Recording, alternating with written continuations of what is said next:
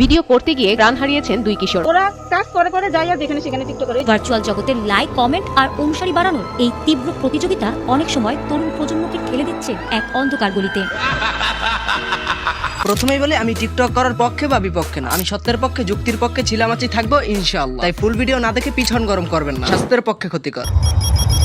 সুবর্ণা নামের যে মেয়েটা মারা গেছে তার জীবনী সম্পর্কে যদি আপনারা জানতে চান, সেটা আমাদের কাছে খুবই অপছন্দনীয়। বাংলাদেশের টিকটক ভাইরাস এমন ভাবে কিছু মানুষকে আক্রমণ করতেছে যে তারা নিজেরাও জানে না টিকটকে এসে তারা কি করে। এই মেয়েটা এক মায়ের কুলাঙ্গার সন্তান, টিকটকে অশ্লীলতা ছড়ানোই এর কাজ ছিল। পারিবারিক কষ্ট সহ্য করতে না পাইরা আত্মহত্যা করছে, মারা গেছে। তাই বলে খুব খুশি হইলাম ভাইজান, আবেগ দিয়া না বিবেক দিয়া চিন্তা করো। এইসব সো কল্ড মানকি খাগিদের জন্যই সমাজটা ধ্বংস হয়। এরকম দিনে 4-5টা খবর আসলেই এনাফ।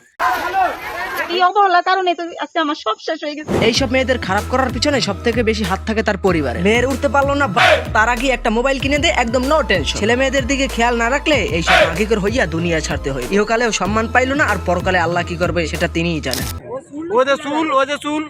টিকটক করতে গিয়ে বিদ্যুৎ স্পৃষ্ট মেয়েকে বাঁচাতে গিয়ে মায়ের মৃত্যু। দোষ করলো মেয়ে আর শাস্তি পাইলো মায়।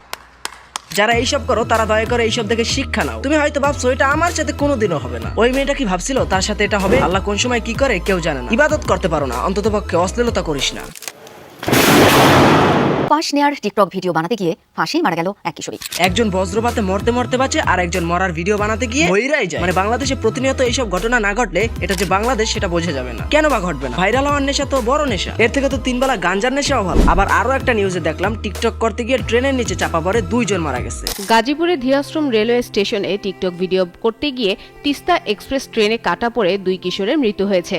আলহামদুলিল্লাহ। আরে ভাই, আমার কথা হইলো তোরা ভিডিওর ভিতরে ছাপড়িগিরি অশ্লীলতা করবি কেন? ঝুঁকিপূর্ণ জায়গায় গিয়ে ভিডিও বানাবি কেন?